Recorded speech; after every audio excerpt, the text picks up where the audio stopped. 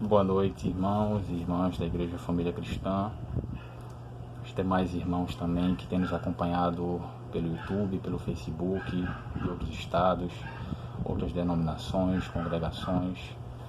Nosso muito boa noite, que vocês sejam abençoados e o Espírito Santo de Deus esteja sobre vocês, edificando e gerando a vida de Cristo em cada um de vocês. Nessa manhã a gente recebeu uma notícia bem triste.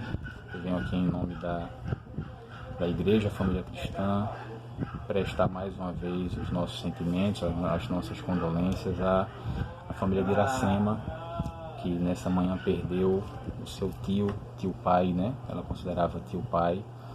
O seu Luiz é um homem que quem teve a oportunidade de conhecê-lo, de poder conviver com ele, tem falado maravilhas a respeito dele. Um homem servidor, um homem com um coração muito generoso. E ele foi mais uma vítima do Covid-19 e, enfim, a igreja está bem triste, sentindo essa perda juntamente com a irmã. Então recebam nossas condolências e dentro desse nicho, dentro desse aspecto, eu queria compartilhar com vocês, pregar a palavra do Senhor, um texto que Deus tem compartilhado comigo, tem falado no meu coração de algum tempo. Acho que mais de uma semana tenho meditado, me debruçado sobre esse texto, orado em cima dele, chorado, buscado vivenciar essa realidade. E hoje, quando eu ouvi a notícia e estava me preparando para pregar essa palavra, me veio muito na mente isso. Deus, o Senhor realmente parece que estava até me preparando esses dias. Eu gostaria de compartilhar com vocês o texto que fica na palavra do Senhor, na primeira carta de Paulo aos Tessalonicenses, no capítulo 4, irmãos. A partir do verso 13, eu vou ler até o final do capítulo 4, e também vou ler alguns versos do capítulo 5. Amém? Irmãos, não queremos que vocês sejam ignorantes quanto aos que dormem, para que não se entristeçam como os outros que não têm esperança. Se cremos que Jesus morreu e ressurgiu, cremos também que Deus trará mediante Jesus, e com ele, aqueles que nele dormiram. Dizemos a vocês pela palavra do Senhor que nós, os que estivermos vivos, os que ficarmos até a vinda do Senhor, certamente não precederemos os que dormem.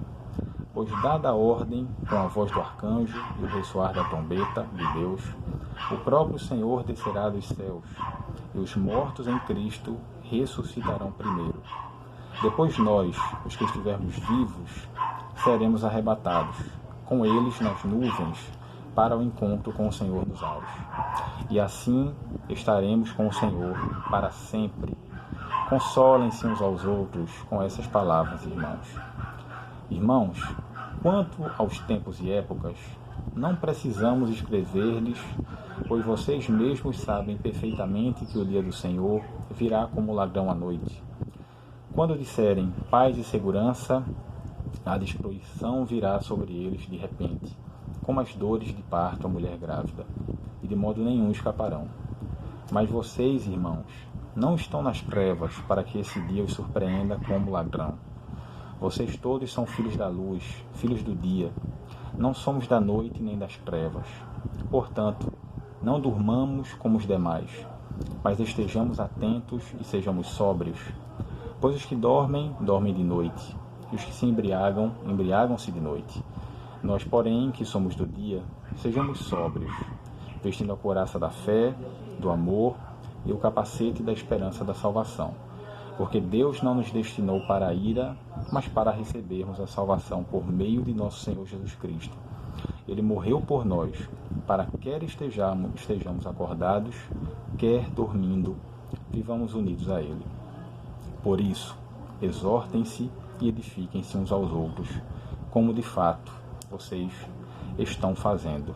Então, irmãos, nesse tempo de pandemia, nesse tempo de tristeza que muitas pessoas têm vivido por ter perdido entes queridos, parentes, amigos, enfim, por estar perdendo pessoas à torta e à direito, né?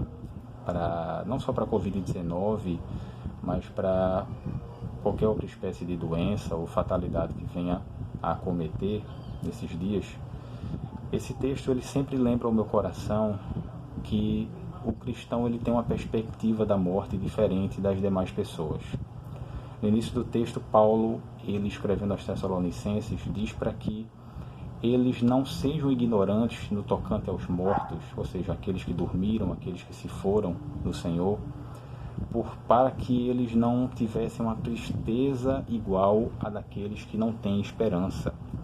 E o Senhor sempre lembra isso no meu coração, que para o cristão a morte ela é só uma mudança de plano temporário. A morte ela é só uma mudança de estágio, mas nós não nos desesperamos porque nós temos o que Paulo chama aqui de esperança. E no meu coração o Senhor tem ministrado esses dias e tem me levado a pensar, mas o que é essa esperança que a Bíblia tanto fala que o cristão tem? Que esperança é essa que nos dá o consolo de saber que quando nós morremos, ou alguém que nós amamos morremos e que essa pessoa está no Senhor, o consolo que dá ao nosso coração, ele vem dessa esperança. E que esperança é essa? Paulo ele vem dizer aqui logo nos versos seguintes, no verso 14. Ele fala o seguinte: a nossa esperança é que, se cremos que Jesus morreu e ressurgiu, ou seja, morreu e ressuscitou, cremos também que Deus trará, mediante Jesus e com Ele, aqueles que neles dormiram. Então, basicamente, irmãos, a esperança que Paulo fala tanto nas suas cartas, e que tem tantas vezes escrita na Bíblia, que fala que todo cristão tem essa esperança, nada mais é do que a esperança na ressurreição. A nossa esperança, irmãos, não é outra coisa, senão a esperança na ressurreição dos nossos corpos, na ocasião da vinda do nosso Senhor. E como é que nós podemos ter essa esperança? Paulo deixa bem claro, pelo simples fato de que Jesus Cristo foi o primeiro a ressuscitar, porque Deus ressuscitou Jesus dos mortos, confirmando assim a sua obra aqui na terra, validando, testemunhando que ele realmente era o Santo de Deus. E Cristo sentando à direita do Pai, isso nos dá a garantia, irmãos, de que do mesmo jeito que o Pai ressuscitou Jesus dos mortos, nós também seremos ressuscitados, Senhor, naquele dia. Louvado seja o Senhor por isso. E Paulo escreve isso em várias vezes nas suas cartas. Eu queria ler para vocês aqui um texto que fica lá no livro de Romanos, na carta de Paulo aos Romanos, no verso 8. Eu vou ler para vocês uns versos aqui. Paulo fala o seguinte a partir do verso 22. Sabemos que toda a natureza criada geme até agora, como em dores de parto. E não só isso, mas nós mesmos, olha o que Paulo fala aqui, que temos os primeiros frutos do Espírito, ou seja, nós os cristãos, os que cremos em Jesus, gememos interiormente, esperando ansiosamente a nossa adoção como filhos.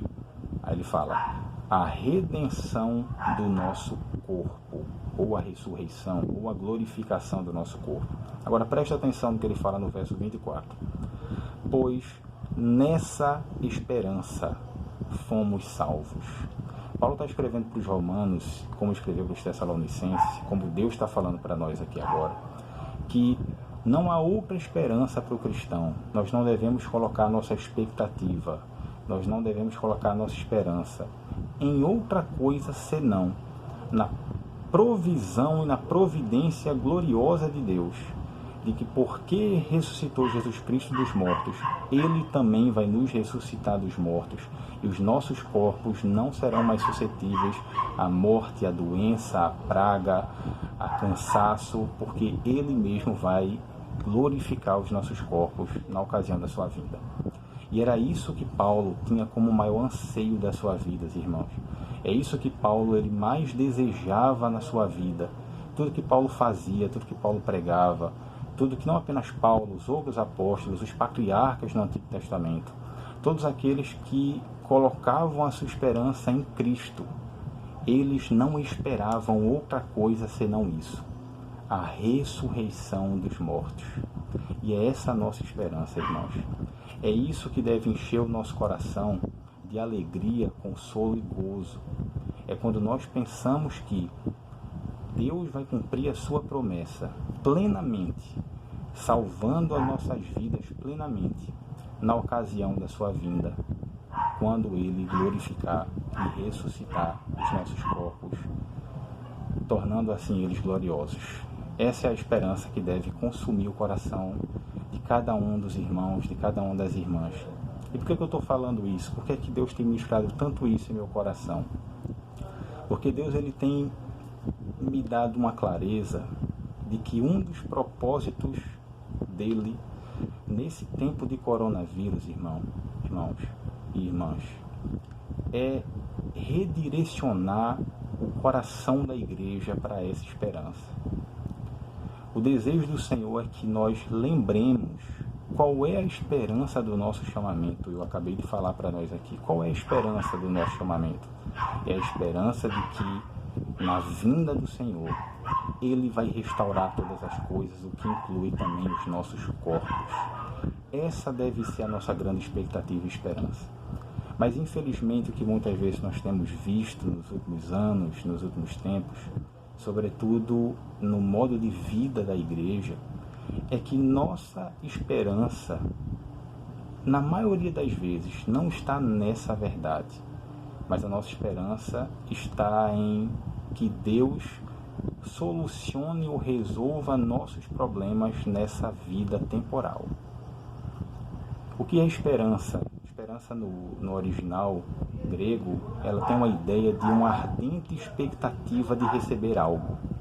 Esperança, ela é um desejo ardente, é uma expectativa que não cessa, geralmente associada a prazer, sempre associada a prazer, de que nós vamos esperar receber ou ter alguma coisa. Só um exemplo prático disso, quem está vivendo essa realidade da esperança é minha mãe. Ela está me perguntando o tempo todo quando é que vai chegar o presente dela de Dia das Mães, que eu comprei pela internet e até agora não chega. E ela está nessa expectativa ardente. Cadê? Não chega. Meu pai, vai chegar quando? Cadê o meu presente? E eu, ouvindo a minha mãe falar sobre isso ontem, eu lembrei dessa palavra, esperança. Ela está com esperança de que vai receber o seu presente. Ou seja, a mente dela, o coração dela, é óbvio que é só um exemplo muito pequeno, né, irmãos, para abranger o que significa a esperança da nossa salvação. Mas a expectativa dela, a mente dela não para de pensar nesse presente. Ela está com ardente expectativa de recebê-lo. E isso é o que Deus ele quer gerar no meu e no seu coração, para que a gente viva nessa esperança. A esperança da glória futura, da ressurreição dos nossos corpos, na ocasião da vinda do nosso Senhor, como nós lemos naquele texto. Só que, como eu estava falando, muitas vezes essa não é a nossa condição atual. Muitas vezes nós não vivenciamos isso nessa era presente, porque a nossa esperança, em muitos casos, está no desejo de que Deus solucione, resolva, traga soluções imediatas para os nossos embrólios diários, cotidianos na nossa vida aqui temporal. Quantas vezes nosso desejo, a nossa esperança, a nossa caminhada com Cristo não está pautada no fato de que a gente quer que Deus cure a nossa doença, ainda que isso seja um fato e uma verdade e algo legítimo que nós desejemos, mas nós não devemos ter a nossa esperança em Cristo nisso. Quantas vezes a nossa esperança em Cristo, e aqui eu trato esperança em Cristo como o combustível que nos faz caminhar com Ele, o combustível que nos faz desejá-lo, o combustível que nos faz continuar na caminhada cristã. Quantas vezes o que faz a gente continuar na caminhada cristã é uma expectativa de promoção no trabalho, de provisão financeira, de ter um ministério para as pessoas que têm um ministério, ou de ser frutífera no ministério, ou de constituir família. Ou seja, nós muitas vezes pautamos a nossa caminhada com o Senhor, esperando e criando expectativas em coisas que Deus possa fazer por nós nessa presente era, nesse presente tempo. Volto a repetir, ainda que essas coisas sejam legítimas e que de fato nós a tenhamos, porque de fato Cristo é o nosso Salvador, é o nosso provedor, e nele nós herdamos todas as coisas, como Paulo deixa muito claro em Efésios, em Romanos também, somos co-herdeiros de Cristo, e ele tem muito prazer em nos prover em todas essas áreas da nossa vida. A nossa esperança não pode estar nessas coisas. Paulo, escrevendo sobre esse mesmo tema aos Coríntios, em Coríntios capítulo 15, a primeira carta aos Coríntios capítulo 15, depois você leia na sua casa, Paulo, ele tentando fazer os irmãos de Corinto lembrar da esperança da ressurreição, porque no meio deles havia alguns falsos mestres, alguns falsos profetas, que diziam que não haveria ressurreição do corpo, não haveria futuramente corpos ressuscitados. Eles criam que a alma até viveria uma vida após a morte, teria uma existência meio que almática, né? Espiritual, mas o corpo mesmo não ressuscitaria, o que esses irmãos, esses falsos irmãos, não apenas criam, como pregavam em Corinto. Então Paulo, ele tenta desfazer esse pensamento, deixando bem claro, pregando para eles novamente o Evangelho e dando grande ênfase na ressurreição de Jesus e nas testemunhas oculares que viram Jesus enquanto este estava ressuscitado e caminhando aqui na terra. Então, Paulo, ele pergunta para os coríntios: irmãos, se não há ressurreição do corpo, então Cristo não ressuscitou também. E se Cristo não ressuscitou, é vã a vossa fé e é vã a nossa pregação. Ou seja, irmãos, se nós vivemos uma vida apenas com perspectiva e com expectativas nessa presente era, se nós não fazemos menção de uma ressurreição, de uma era por vir, se nós não fazemos menção de que Cristo em breve voltará e vai glorificar nossos corpos e ressuscitar todos os mortos que morreram nele, Paulo chega a falar, nos versículos subsequentes, que nós somos os mais miseráveis dos homens. Isso é muito forte. Estava lendo essa semana e como aquilo mexeu comigo. Paulo estava falando: irmãos, se a nossa esperança em Cristo, ela corresponde apenas a esta vida, ou seja, se Cristo para mim só vale apenas para essa vida, se a minha caminhada com Ele só vale apenas para essa vida, nós somos os mais deploráveis, desprezíveis e dignos de compaixão de todos os homens. E isso mexeu comigo. E é o que eu estou querendo compartilhar com vocês.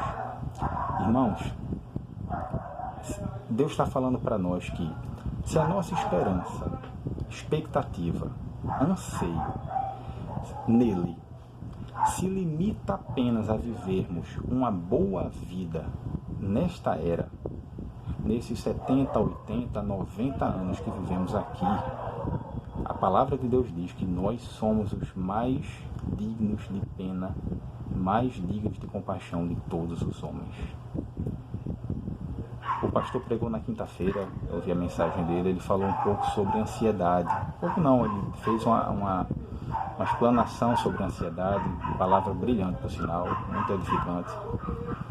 E ele citando alguns exemplos, né, de ansiedade. E o que causaria essa ansiedade, senão essas esperanças colocadas em coisas que não são a eternidade? O que mais gera ansiedade do nosso coração, irmãos, senão as expectativas que nós colocamos nas coisas temporais? E por elas serem temporais, ou seja, perecíveis, são hoje, não são amanhã, a qualquer momento pode se desvanecer, a qualquer momento pode escoar pelos nossos dedos. Isso gera em nós ansiedade, seja num relacionamento com alguém, seja nas questões familiares, seja no trabalho, seja uma expectativa de viagem que a gente tenha para fazer, seja uma construção que nós temos empreendendo, enfim. Sempre quando nós colocamos uma expectativa muito grande nessas coisas temporais, essas coisas tendem a nos deixar ansiosos. Por quê? Porque elas não têm firmeza em si mesmas, elas são perecíveis, corruptíveis, elas passam. Ainda que elas sejam, como eu falei anteriormente, legítimas, e que Deus tenha muito prazer em nos abençoar com elas, essas coisas elas passam, simplesmente passam. Por isso que Paulo fala, se nós não pusermos nossos olhos na esperança que nos aguarda por vir, se nós não desejarmos ardentemente a ressurreição que está por vir, a vinda do nosso Senhor, para que nós habitemos com Ele para sempre, irmãos, nós somos os mais miseráveis dos homens. Nesse mesmo capítulo em Coríntios, ele chega a falar que, irmãos, se Cristo não ressuscitou, se não há ressurreição dos mortos, então foi em vão. É em vão eu enfrentar tantos perigos, eu me expor a tantos perigos todos os dias da minha vida. Jesus, em determinado momento, falou o seguinte, que aquele que quer segui-lo, tome a sua cruz diariamente, negue-se a si mesmo e siga-o. Então ele fala, complementando essa palavra, que aquele que ama a sua vida, perde-a. E aquele que perde a sua vida por amor a Ele e ao Evangelho, ou seja, o que inclui essa esperança da ressurreição, na verdade, a ganha. Irmãos, ainda que nós não passemos literalmente pelos perigos que, por exemplo, o apóstolo Paulo passou, e como tantos irmãos nossos passam em tantos lugares do mundo para poder pregar o Evangelho e professar sua fé, todos os dias, como cristãos, nós negamos a nós mesmos. Nós nos negamos de fazer coisas lícitas, mas que nos desviariam do foco do Senhor.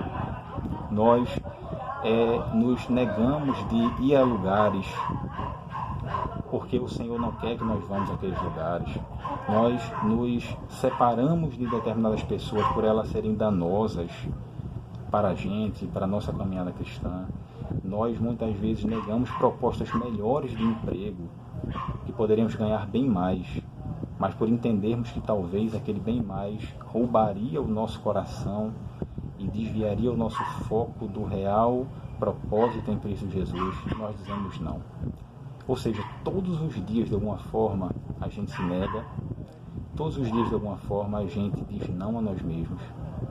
E se nós não tivermos em vista a esperança que está por vir, a redenção de todas as coisas, a consumação de todas as coisas na volta do Senhor Jesus, glorificando os nossos corpos mortais, tirando da gente tudo aquilo que é corruptível e transformando nossos corpos, bem como toda a criação, à semelhança do seu corpo glorioso. Se nós não temos isso em vista, irmãos, Paulo vai complementar lá em Coríntios: comamos e bebamos que amanhã morreremos. Se a nossa expectativa está só para essa terra, então a coisa que mais faz sentido a gente fazer não é outra, senão comer, beber, se entreter e viver uma vida cheia de prazeres, porque não teremos um amanhã, porque tudo se finda aqui. Só que, infelizmente, muitos de nós, a despeito de tudo isso que eu falei, vivemos um estilo de vida que muito mais se parece com esse comamos e bebamos que amanhã morreremos, do que com o estilo de vida que anseia com expectativa a volta do Senhor para que nossos corpos sejam redimidos e glorificados. E é isso que o Senhor Jesus, creio eu, está falando conosco nessa noite e falando com todo mundo, sobretudo com seus filhos, com o povo de Deus, em meio a essa pandemia. O que foi essa pandemia senão uma demonstração da soberania de Deus e da pequenez humana? Irmãos, um vírus está colocando o mundo de joelhos, cancelando vários eventos importantes que geralmente não se cancelariam, como a Olimpíada, por exemplo, como tantos outros encontros. Pessoas deixando de casar, pessoas estão deixando de empreender, pessoas estão perdendo seus empregos, pessoas estão deixando de fazer coisas que há anos estão planejando, simplesmente porque a nossa fragilidade foi exposta. Nós não somos capazes, nós não conseguimos determinar como é que as coisas vão ser daqui para frente. A arrogância humana, sobretudo nessa era que nós vivemos, nesse tempo pós-moderno, que decretou a morte de Deus, o número de ateus em em todo mundo cresce cada vez mais, o número de intelectuais ateus, pessoas que pensam que são influentes e que determinam na ciência, por exemplo, que Deus não existe, porque nós temos a ciência e nós conseguimos resolver todos os nossos problemas, somos autossuficientes, isso é na visão deles, tá? E vem essa pandemia, a soberania de Deus, que revela a nossa fragilidade, como que dizendo, vocês não podem colocar expectativas e esperança nessas coisas. Muitas pessoas que nós perdemos nesses dias, irmãos, nem sequer estavam doentes antes dessa pandemia. Não tinham nenhum risco de vida ou gravidade, mas de 1 mês, 2 meses para cá, adquiriram um novo vírus, se foram. Muitos de nós temos sido infectados ou estamos sofrendo com outras coisas. E é um convite de Deus nos lembrando, não vivam assim. É um convite de Deus nos lembrando, ponham a esperança de vocês na única coisa que não pode ser perdida, que é a esperança da vida eterna com o Senhor. Aquilo que não pode ser roubado de nós, a vida eterna e um corpo glorioso, ressurreto, restaurado, que nós vamos ganhar quando Ele voltar. Falando sobre isso, eu medito muito na vida de Abraão, como exemplo de uma pessoa que, ao longo da sua jornada, ela foi ganhando maturidade na fé em Deus. E como cada vez mais Abraão foi tirando a esperança e a expectativa dele das coisas temporais e colocando nas coisas eternas. A gente bem conhece o chamado de Abraão. Gênesis capítulo 12 diz que Deus faz um convite, uma proposta, dá uma palavra para Abraão, para que ele saia da sua terra, da sua parentela, para que ele abandone a casa de seu pai e vá para uma terra desconhecida que Deus vai mostrar. Então o que atrai Abraão ali? Eu vi a gente muitas vezes ali, no início da nossa caminhada, né? Na nossa imaturidade muitas vezes, Deus ele usa coisas terrenas, palpáveis, para poder nos atrair. No mundo antigo, irmãos, tudo que um homem mais queria era descendência, ainda que Abraão fosse muito rico, ele não tinha descendência, e terra. Ele não tinha uma terra própria, ele tinha a terra do seu pai e tinha outros irmãos que dividiriam com ele. Então ele foi atraído por isso, mas andou por fé, porque ele andou obedecendo a palavra de Deus. E quando o autor da carta aos Hebreus vai escrever sobre isso, ele cita esse exemplo, e logo em seguida ele vai citar o exemplo no contexto de quando o Senhor visita Abraão e Sara na ocasião do nascimento de Isaac. Veja como a fé de Abraão já vai saindo cada vez mais das coisas temporais, as expectativas dele vão saindo disso e vai se canalizando cada vez mais na pessoa de Deus. A Bíblia fala que nesse tempo do nascimento de Isaac, Abraão não considerou o seu próprio corpo mortificado, velho, cansado, bem como o de Sara, mas ele creu naquele que prometera e considerou fiel Deus, e Deus cumpriria aquilo que ele prometeu. Então Abraão começa a crescer cada vez mais em fé, pondo cada vez mais os olhos na eternidade, até que chega o ponto, a prova máxima da fé de Abraão, em que Deus ele pede o filho da promessa para Abraão, Isaac. E o texto, o autor da carta aos Hebreus, no capítulo 11, vai dizer que Abraão, ele sabia que Isaac era o descendente da promessa, era o filho da promessa, porque Deus assim havia prometido. Ou seja, ele confiava tanto em Deus, ele já conhecia tanto o Senhor, que ele mensurou alguma coisa. Ele, esse Deus, ele é fiel, ele é meu amigo. Ele me garantiu que Isaac é que é o filho da promessa, Isaac é que é o descendente. Então, esse Deus não pode simplesmente matá-lo. Alguma coisa ele tem que fazer. Aí a Bíblia vai dizer que Abraão considerou que Deus poderia ressuscitar Isaac dos mortos. Em Gênesis não fala isso. Nós não sabemos o que é que Abraão está pensando na narrativa de Gênesis. Mas o autor da carta aos Hebreus fala para a gente o que é que se passou no coração e na mente de Abraão durante aqueles 3 anos, aqueles 3 dias de caminhada, né? Ele sabia, Deus vai ressuscitar. E o interessante é que até então nunca tinha sido feita menção de ressurreição na Bíblia. Por isso que Abraão é o pai da fé.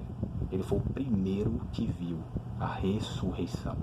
Dali em diante vai falando que ele apenas era peregrino em terra estrangeira. Nunca herdou as promessas. Viu de longe, a Bíblia fala. Viu de longe, como todos aqueles heróis da fé, de Hebreus capítulo 11. Porque esperava a pátria que haveria de vir. Os olhos deles contemplaram a ressurreição. Por isso Abraão é pai da fé. Em todas as instâncias, foi o primeiro que percebeu. Deus é poderoso, não apenas para me dar promessas nessa era. Ele vai cumprir cada uma dessas promessas na ressurreição. Por isso, irmãos, sigamos o exemplo de Abraão, de Moisés, daqueles heróis da fé citados em Hebreus capítulo 11 e sobretudo do apóstolo Paulo.